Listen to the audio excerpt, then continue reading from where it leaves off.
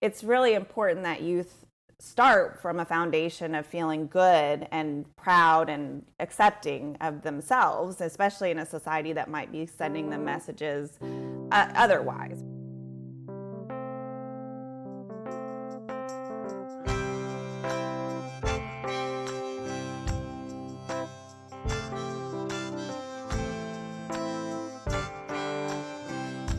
Welcome to Talking About Kids. I am your host, R. Bradley Snyder, researcher, activist, and author of The 5 Simple Truths of Raising Kids. Mentors have come up before on Talking About Kids, but the work of my guest today, Noelle Hurd, challenges more traditional notions of how mentors are identified and recruited, and their role in the life of a kid, especially a racially or ethnically marginalized one. Noelle is a professor of psychology at the University of Virginia, where she also runs the Promoting Healthy Adolescent Development Lab. This podcast is sponsored in part by the Arizona Department of Health Services Must Stop Bullying campaign through its Title V Maternal and Child Health Program. For more information, go to muststopbullying.org. And now, the interview.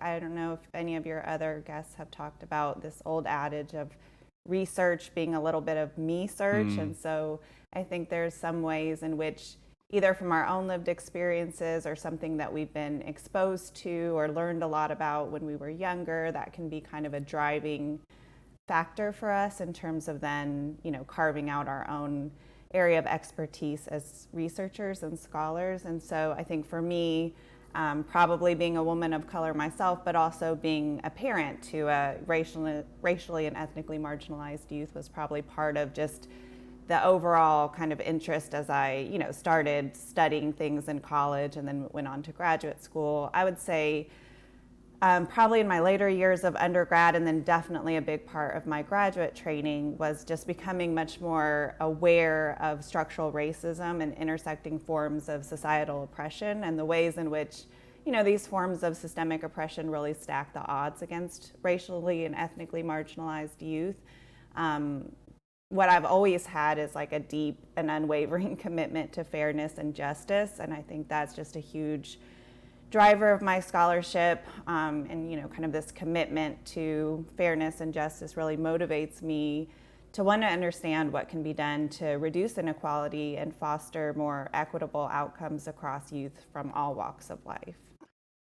And one of the reasons why I reached out to you, although I suspect that there's a lot of reasons why I should have reached out to you, but the most recent one is that you have a new paper out. And you were talking in this paper about how mentoring benefits racially and ethnically marginalized youth, but in particular, it helps them with collective anti-racist action. And can you first of all define what you mean by collective anti-racist action? Yeah, sure. So I think what I was referring to mostly in this paper, was maybe more synonymous with what people would understand to be activism, kind of organized and really thinking about this kind of group-based component to it. And so probably since 2020, this word anti-racism has become a little bit more familiar to folks. It's certainly not new, but I think, again, with this racial kind of awakening or reckoning that people talked about happening, I think largely triggered by the murder of George Floyd, which was recorded and therefore kind of something that a lot of people who may not have been familiar with this issue seem to, kind of have their awareness raised as a result of that. And I think with a lot of us being on lockdown and not being as busy or, distracted with other things, it seems like people have now increased their familiarity with this issue of racism and anti-racism. And importantly, anti-racism is just, it's not defined as not being racist, which is, what other people might have thought. It's actually like taking intentional steps against racism. It's trying to dismantle systems of injustice as opposed to just not actively participating in them. So when we talk about collective anti-racist action, I think we're really trying to understand how groups of people are coming together to try to create a more just and equitable society.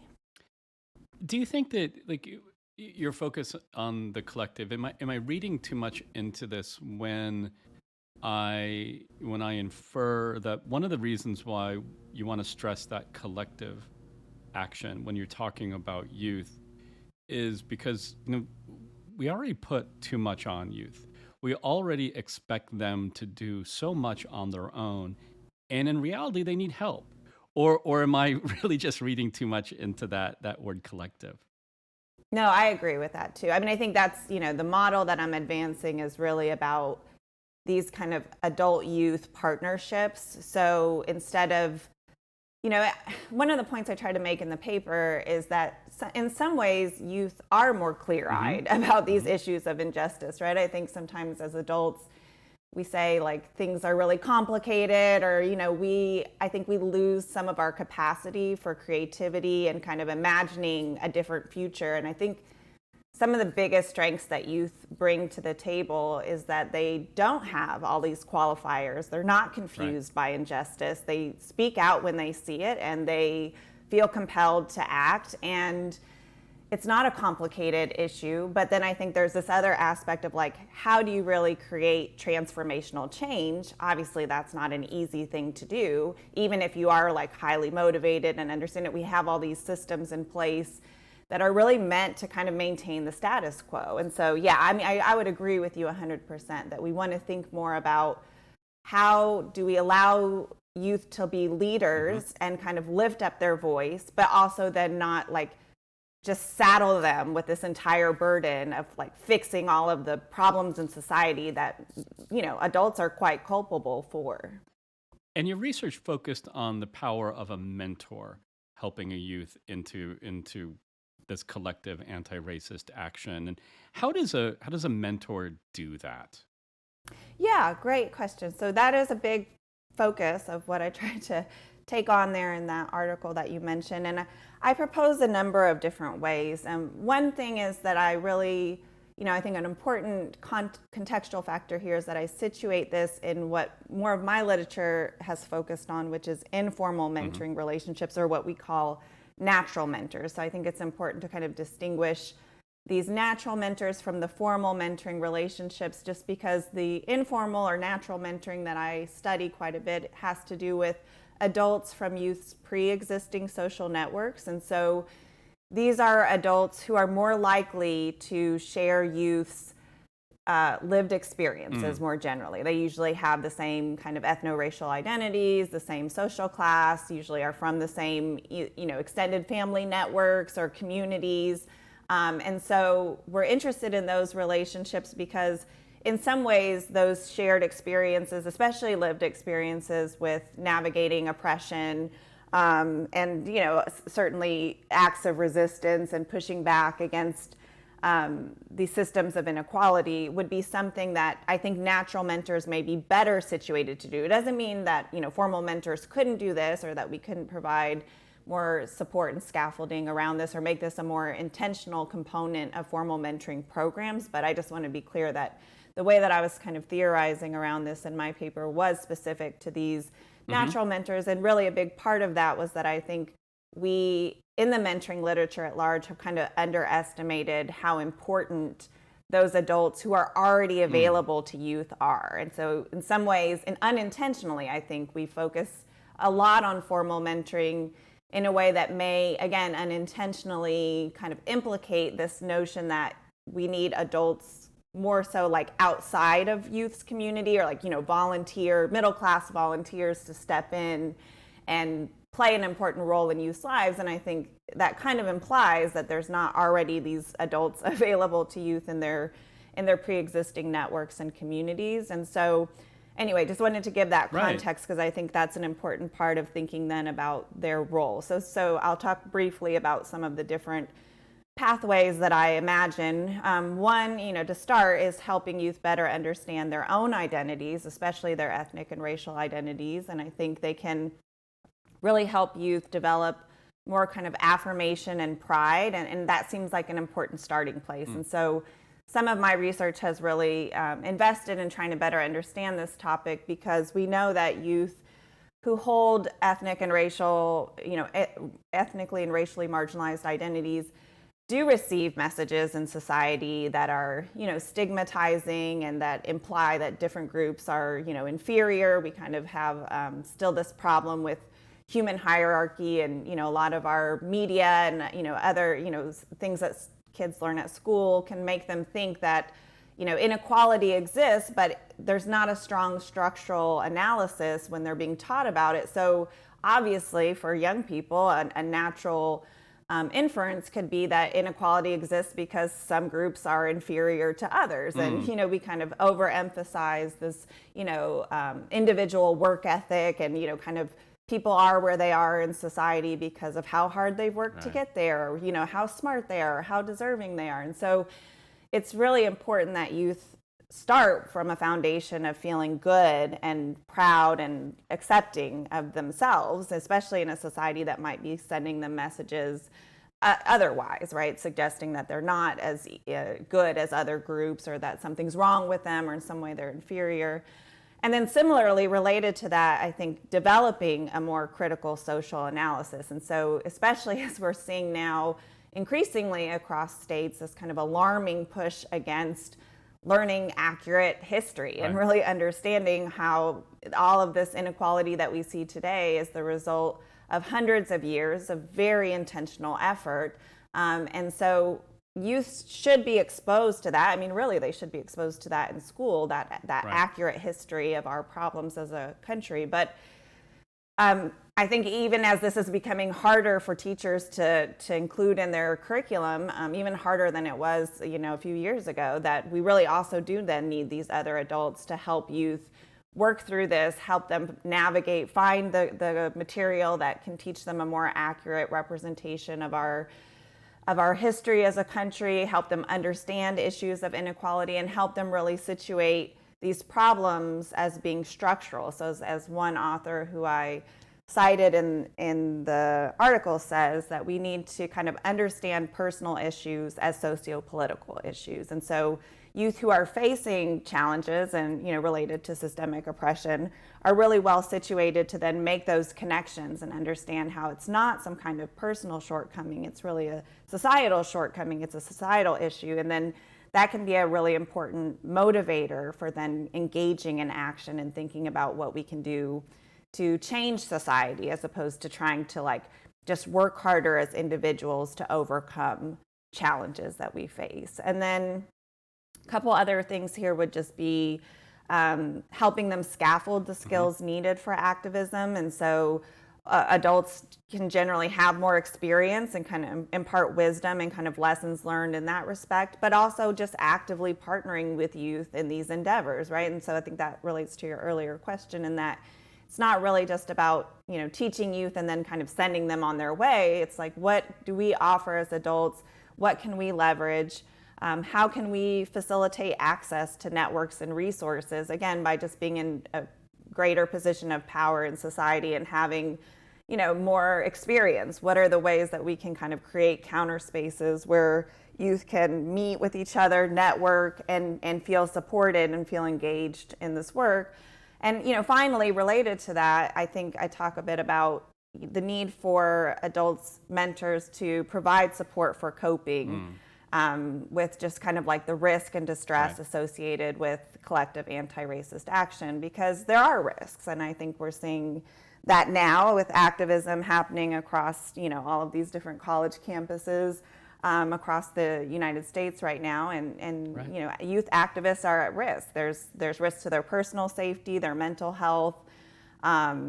We see students right now being arrested, suspended, expelled from their institution of study. So I think there's just a huge need for a supportive community to help absorb these costs and mobilize the needed resources to navigate unjust actions coming from those in positions of power. And even in the best of circumstances, transformational change is often hard won. So activists may not see the benefits of their effort for a very long period of time. And so the collective is really important in providing encouragement and support in the face of these bleak realities. And, we have now these kind of intergenerational communities where there's adults who have been through this, who have, been engaged in these activist efforts on college campuses in the 60s or in the 80s. And so being able to leverage what is learned from those, and then also to, prop up and kind of amplify youth voice as opposed to kind of stepping in and taking over. So I think that balance of really partnering with youth as opposed and scaffolding and supporting their effort, but not trying to take it over or lead the way in their place. I have a couple questions based on my own research, but also based on the insights of some previous guests on talking about kids. And one, I go back to something that you said about we don't look at natural mentors. And I'm thinking back to, the public-private ventures studies of mentoring back in the 90s. There was, I think that it was implied, if it wasn't stated explicitly, that racially and ethnically marginalized youth in particular didn't have mentors, that there weren't these adults in their life. So in your research, are there enough natural mentors for these young people? And why did we think that there wasn't? Was there a bias in how we were studying this issue? Yeah, I think that's right. I think that's a great question. And I would say yes, I think that's true. I think that's been a shortcoming of the work, for as long as the mentoring field has existed. I think there's been, a little short-sightedness. And again, I'm not trying to denigrate, mentoring organizations. And I also don't want to be reductionist and kind of paint all mentoring organizations, with one broad stroke and suggest that they're all the same. Because I also think there are some really awesome formal mentoring programs that are doing really great work. And so it would, it'd be offensive to kind of suggest that all formal mentoring programs are the same and we should lump them into one category. But I would say historically, even just the impetus, and some of the other leading researchers in the formal mentoring field have made this critique as well. So I think there's some consensus in the field that just historically, if you think about how these mentoring programs even emerged, it was based on that argument, right? That was the strategic argument to say, we need funding, we need resources, we need donations, we need volunteers, because these poor, kids of color don't have good role models and supportive adults in their lives. And I think, that is an inherently biased and probably racist argument that was being advanced. And I think there was a lot of short-sightedness in terms of how researchers or program leaders were kind of envisioning this, and so how they were thinking about how do we better understand youth's pre-existing networks, how do we better understand what adults are available to them, how do we better understand whether we could mobilize or leverage some of those relationships as opposed to creating these programs and assuming the assumption to some of these ills are bringing more positive adults into their lives. And I think even the speculated kind of mechanism in terms of how these mentoring relationships were going to benefit youth was really based on these kind of problematic assumptions that I was talking about earlier, in terms of not having that critical social analysis and really assuming that the reason kids were having less positive outcomes was because they weren't working hard enough, or they weren't being exposed to these kind of, middle class values and understanding how to assimilate and integrate into American work culture, for example. So I think that's right. I mean, I've been doing this work for a while now, and not just me, certainly several others who have been really focused on natural mentoring. And we find especially among kids of color, especially among Black and Latinx youth, we find overwhelmingly anywhere from 2/3 to 3/4 of the kids in our various, studies that we've conducted in different geographic regions are reporting that they do have natural mentors. And even Mentor, which is this big, formal mentoring organization, did a recent study where they were asking youth about this, and yeah, they are still finding that informal mentors are pretty prevalent, especially in the lives of kids of color. And so I'm not sure if it was, that there was so much outstanding research done in those, in those studies that you cite around making the case for this, or if it was maybe a little bit more ideologically motivated in terms of trying to think about why kids are having, the bad outcomes that they're having, why we're seeing inequality in the way that we're seeing it, and what the solution to that might be. And I think now the field as a whole, not just my work, but the field as a whole has become, a bit more critical of that, and is really trying to think through. And, I think my argument would also be there are these amazing, wonderful, available, supportive adults who can do all of the things that I was talking about earlier in terms of those pathways to affecting change, not just change within the individual, but change at a larger scale that can benefit more than just one youth at a time, but can really stand to benefit society, youth at large. But yeah, I think we're trying to think collectively about what have we done wrong in the past, like what have been the shortcomings for the field, and how have we overlooked these adults who exist? And also, how can we think more about mobilizing these relationships as opposed to continuing to kind of create these formal programs where we basically introduce an adult to the youth? And, the other reality of that formal mentoring literature is that we see a lot of premature termination in these relationships. So even when adult volunteers go through screening, sign up, go through training. I mean, all of the things that are involved in kind of, screening and processing someone to prepare them for this formal commitment that's usually supposed to be for at least a year or maybe just a year. About half of the time, those relationships terminate within a few months. And then there's also been some research that suggests that kids are actually worse off when they have this really short relationship that doesn't go anywhere. The kids can experience that as a type of rejection. Another one of my colleagues in the field has done some work around this and finds that, sometimes the mentors just feel that the youth isn't excited about the relationship, or doesn't feel as engaged as they thought they would, and so the adult just kind of disappears on them, and then there's not a lot of closure for the youth in terms of understanding what went wrong with the relationship. And so again, I just I'm not trying to disparage formal mentoring programs on the whole, but I'm just saying I think as a field we are understanding that we need to think more critically about these intergenerational relationships and some of the assumptions that undergird formal mentoring as, a kind of programmatic strategy and as something that's been researched and evaluated at length now. We really need to kind of interrogate those assumptions and think about the work that we're doing now as being an opportunity to kind of pivot away from some of those mistakes in the past. Well, and that brings me to a couple issues. And you just brought up something that, I ran a formal mentoring program in the early 2000s, and the big complaint that I heard from mentors was how boring it was, right? They got so little feedback from their mentees and they would say, I think that boring is a term I'm using. What they were saying is, they don't say anything. I don't know if they're having fun. I don't know if this is valuable to them. They just weren't getting any feedback from them.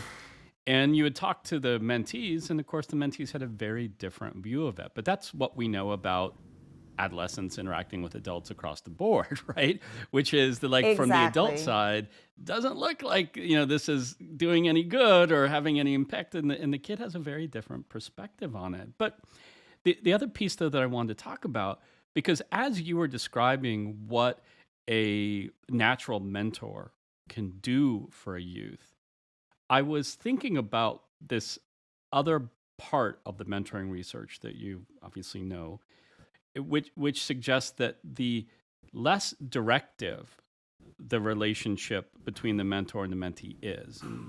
And I hope I'm using the terms correctly, but what I mean by that is that the less a mentor is charged with or expects to teach, impart skills, coach, and the more beneficial the relationship is. So let me state that again, because I think I muddled it there a little bit, and I apologize. But the less that a mentor goes in, or the relationship is structured so that the mentor is supposed to teach, the mentor is supposed to instruct, and the more the mentor is just there to be present, the more beneficial the relationship is. And so when I think about how a mentor helps around this collective anti-racist action, it seems more instructive. Do you have thoughts about that? Yeah, I think I have lots and lots of thoughts. Let me try and be like coherent here and not too all over the map, because I think, I'm aware of those findings from formal mentoring programs. I guess I'll just say quickly, just to kind of compartmentalize here, but a quick reaction to that in terms of how that's been studied in the formal mentoring space is that there's a few things to consider. Mm-hmm. One is there actually are also studies that suggest that, and here's another issue, the word mentor, right, as a construct is really loaded and charged and means lots of different things to lots of different people. And so some scholars have even argued, like, let's be really careful about when and how we deploy that term, or let's think about these kind of intergenerational interactions as an intervention that doesn't always have to be considered mentoring, right? And so there is also something to be said for interventions that are really just about skill building, about tutoring, or about, really focused on one specific skill. Or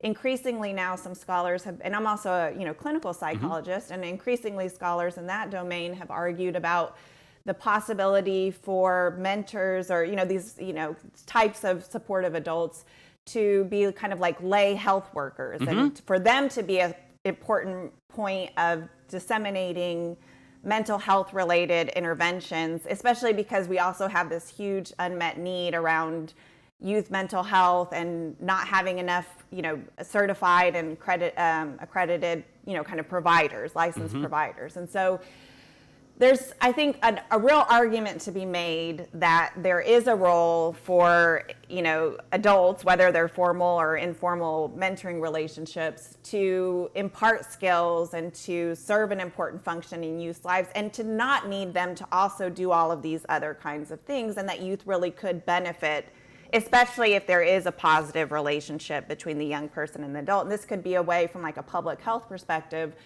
for us to meet some of this kind of unmet need right now in terms of, for example, mental illness, right? So we have a lot of kids right now really dealing with depression and anxiety. Rates have kind of skyrocketed since the pandemic. And so how do we think about mobilizing mental health resources beyond just getting more kids into therapy, getting them to see a counselor one-on-one? So I would say that's one caveat there. And the other thing is, I think, to your point, there is some findings around that as well that suggest that trying to set something up as this mentoring relationship, which, like I said, is a really kind of loaded, charged term, but that then the expectation can be that the relationship is the intervention. And so, yes, of course, what you said makes a ton of sense, is like, if you're trying to build a relationship, think about any relationship that you have in life. It usually happens pretty organically. It's usually pretty mutual, and it usually requires, a lot of give and take, and, some mutual sharing and reciprocity. And so if you're setting an expectation for that, but then you're coming in as the mentor with like, an agenda, and everything is really structured, and it's like, okay, first we're gonna tackle this, and then we're gonna do that. And of course that's gonna like get in the way of that, kind of more organic connection. And I'm gonna be revered by my mentee, and my mentee's gonna look up to me, and which they might, but whether or not they express it in the moment is another question. Yeah, and I think that's another really important point with what you said earlier, is about expectation setting, and not just for the kids, but especially for the adults who are going, and this is again more from the formal mentoring side, because I don't think we really see these same issues. I mean, the whole premise of the natural mentoring is that the relationships form organically. These are adults that youth have selected and have identified as people they want to go to for support and guidance and help making important decisions. And in our work, we found that the youth really are hanging out a lot with the adult, watching TV, playing video games. I mean, it's a very natural relationship. And then from that, they become more comfortable if they have a crisis or if they have a difficult decision to make or if they're having a problem with their parents, then obviously that adult is someone they feel they can go to for help, you know, because that's a person they've already established a really strong bond with. So yeah, I think your other point is really valid in that trying to approach the relationship in such a structured way is going to get in the way of relationship formation and bonding, right? Like it's just not going to be conducive, especially with an adolescent.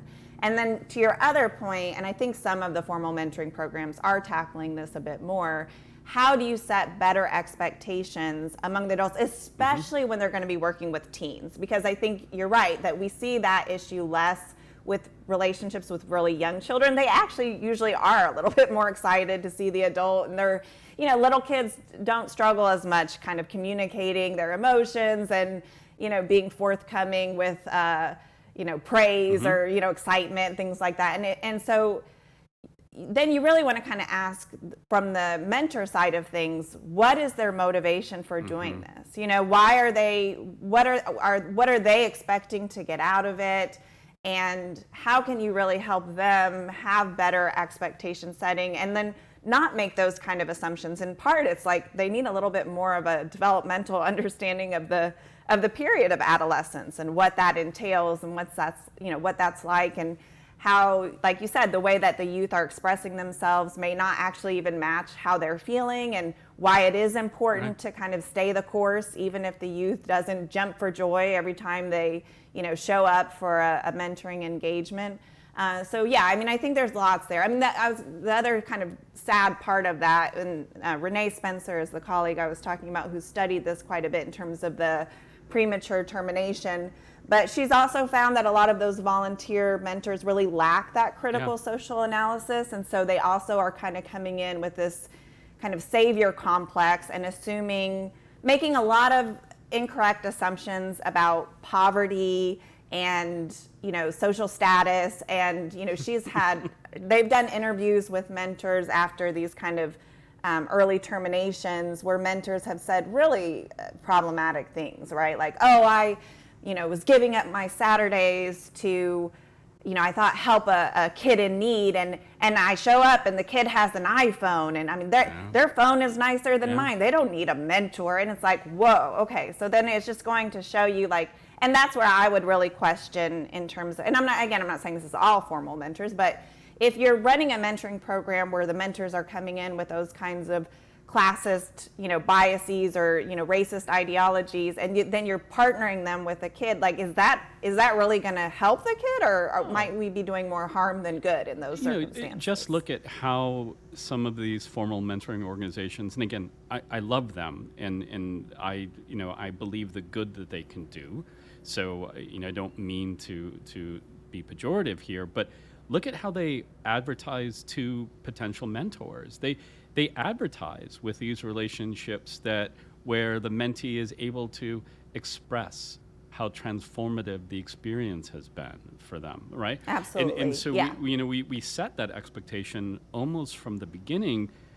And in a way, your idea about, and I recognize that it's not just your idea, but your promotion, your research on natural mentors solves some of those issues. But an issue that seems to me still needs the attention that I want to get your feedback on is it does seem that we still need to do things to support these natural mentors. Just as we're doing so much more. I mean, I think that the biggest change in formal mentoring over the last couple of decades is how much work goes into supporting mentors, because we recognize the damage of early termination. We recognize that they have far greater needs than we ever thought before, right? We used to think it was the mentee that had all the needs, and now we recognize the mentor has so many. What do we need to do to support these natural mentors? Yeah, and I do just want to echo that point you made, because some of my other colleagues, Sarah Schwartz and Jean Rhodes, wrote specifically about that issue of advertising and recruitment of mentors. And I think a number of people in the field have also really kind of pointed out that, you know, the focus of programs for so long has been just trying to get more volunteers, or like that's actually even been kind of objective, you know, for how they determine whether they're successful or not as a program, is how many mentors they have. And so those kinds of efforts to recruit volunteers may be successful in just numerically, right? Like increasing the number of people who sign up. But your point is really good about, we also need to then really question, do we just want quantity over quality, or would we be okay with having fewer mentors but making sure that they're showing up with the right expectations and intentions, and then what else can we do to train them? And to your other point, yes, I think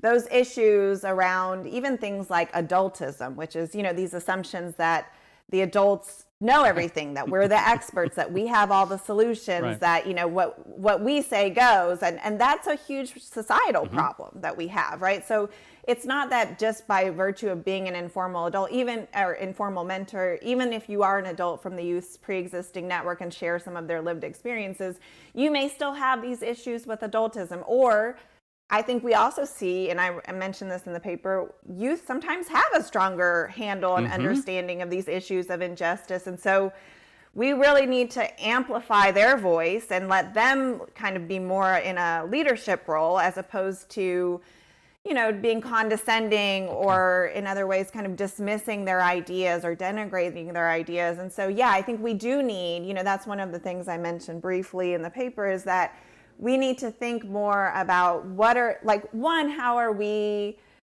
encouraging, whether we're clinicians or teachers or school staff, like how can we help youth to identify those supportive adults in their lives? I think that's just an important thing that we should be thinking more about, instead of, you know, are we that adult to the youth? We should be thinking, no, that youth likely has extended family members. They likely have, you know, if they're in a religious congregation, there's plenty of adults there. If they're in other after school activities, there's plenty of adults there. So really kind of thinking about helping them identify these adults. We actually have an intervention that we've developed out of my research lab that's really focused on nudging along these informal mentoring relationships. And so I think that's another kind of alternative, right? Instead of always saying, oh, it's got to bring some adult volunteer in, it's like, how do we think more about nudging along those connections with positive adults who already exist in their networks? But then I do think another part of our intervention is both the kind of socializing of the young person to,